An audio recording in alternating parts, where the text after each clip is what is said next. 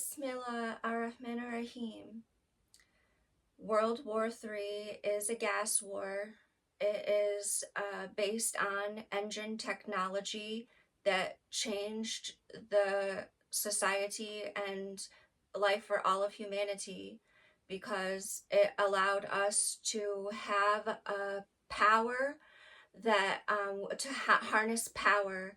So in history, the one way to harness power was through a river, because the river had the strength of 100 men as it flowed.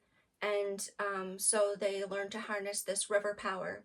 And this was the strongest power that they had. So with the development of the engine, they realized that they could get this like tremendously more powerful um, uh, technology for transportation.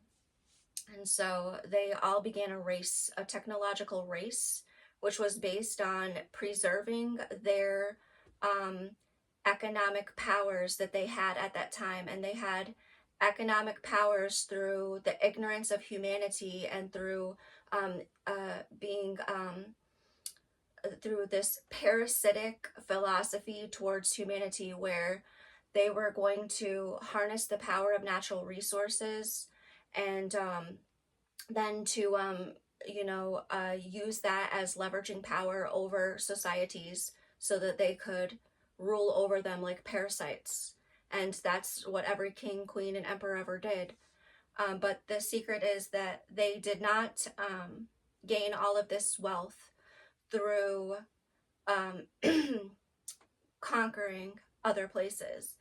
They gained it through obtaining mines and getting the labor needed to mine these materials. And this is why in 1,000 years ago, if a man came with a sword to your city, he would be the only one with the sword.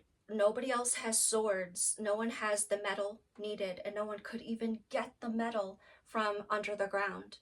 So this was a ruling technology, the sword. And this continues and transforms. So it's a satanic philosophy of parasitism. And it, in 1950, after the races, there were several races inside of the World War I and World War II. There was races for chemical weapons. There was races for airplanes. There was races for like radar technologies. So these were like technological races. And even the atomic bombs. So they devised this plan where the American businessmen were going to secretly give about maybe $1 billion to China, to the rulers in China at the time in 1950, which was Mao and his Communist Party, and that they were going to cooperate for this grand new empire plan. And the idea was that Mao and the communists in China were going to seize all of the property of everyone in China, to seize this property, and then to they were going to do a big genocide, and then they were going to use the people as a work base, the remaining people as a work base. So they did not they genocided so many people because they were not going to be able to control that number of people. They didn't even need that number of people. So what they do with the money that they're getting from the Americans is they are going to use it to buy as many machines and raw materials needed for machine making. And then they were going to use the geography of China and its capacity for megacities, which I will show you once again, that there is 3 areas in China where they have megacities, and the ability for a megacity to develop, which would be 50 million people. So the ability for 50 million people to all come together in one place. You must have the water needed for 50 million. And there is nowhere on this earth that you could get 50 million people into one area and give them all water except China. And so, the very rugged terrain of China in between those river valleys also allows for the to stop people from being able to move freely because of how difficult it is to travel. And it focalizes the movement of the people into areas. So China decoupled themselves after World War II from the USSR in order to start a coupling with their right arm, which would be Myanmar, Laos, Vietnam, Thailand, and Cambodia. And so what they will do is China is going to go through in 1950, he's going to start taking away all of the property rights out of all of the people in China. And the people in China are going to resist with everything they have. And 3 million of the Chinese people are going to be beaten and killed for trying to resist this communist takeover, where they're going to just take people's property and take you out of your home and take your property and get you out of there. And then they're going to force you into these labor camps. And then they're going to, a lot of people are going to be starved to be killed. And so they're grabbing up all of this property, and then they are going to stop the food growth in China, because now they have everybody's land and they have everybody in basically a concentration camp. And then they are going to, so they're going to stop the farming here, and they are going to start buying all of their food from outside of the country, and therefore it would be entirely impossible for the people of China to save themselves.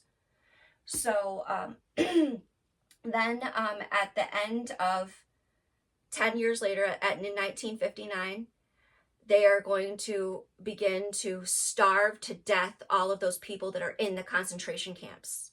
So they've been in those Chinese concentration camps for, nearly 10 years, and they are next going to starve them to death. And that will be the 50 million people from the Mao's Great Leap Forward. I'm going to tell you what it means to have a Great Leap Forward. What it means is that they are going to use the geography of China and the megacity structure to put all of their machine base, and they're going to create these technological city bases that are just so tremendously powerful, that they are going to have all of the machines needed for all of the building of the most important things. This is revolutionary technology. Machines are revolutionary, and they are power. It's raw power. It's stronger than rivers, more powerful than rivers, more powerful than anything anybody has ever known. And they're going to focalize this machine making, and they are going to provide all of this new life for humanity that we have now. So that is the Hong Kong area, with the major cities of Shenzhen, Guangdong, and there is 50 million people focalized into the southern port.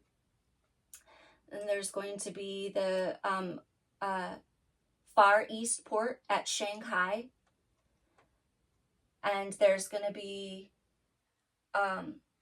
between the Shanghai port and the little further Tianjin, well, there's probably 20 million at the Shanghai area, and then between Tianjin and Beijing, another 30 million.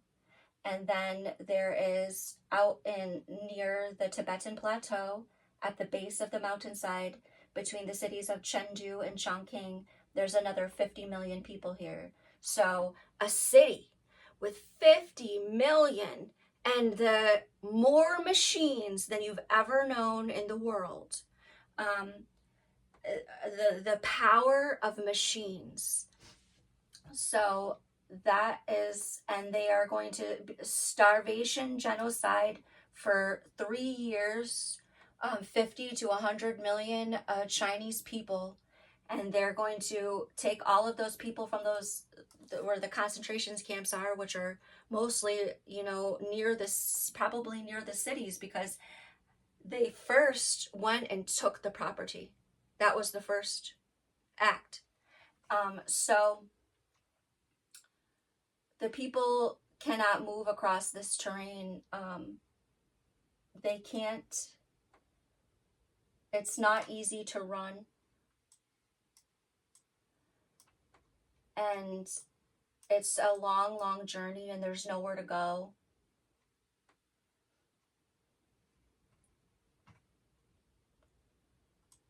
This is a this would be entirely absolutely a plight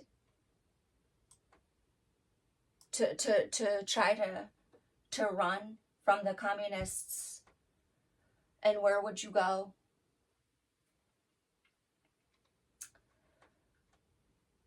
So this is the big secret. The secret is that the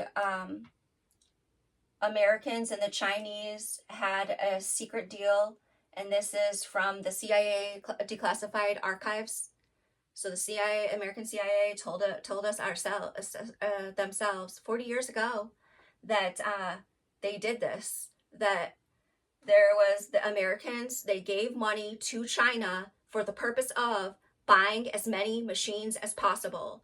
And when they got this money, they were genociding by starvation for a large number of years. And when they finished, they decoupled from buying this food here, buying these imports of food. And then because of that, these economies that completely depended on selling food for their economy, because they had been doing it for 10 years, now suddenly had nowhere to sell it to.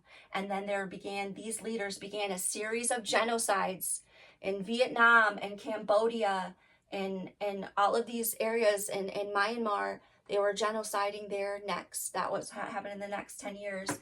And so as soon as China decoupled and they began the genocides of the West arm of this South Asian peninsula, the Chinese turned on their machines that they had been making and started exporting en masse to America, because that was the deal.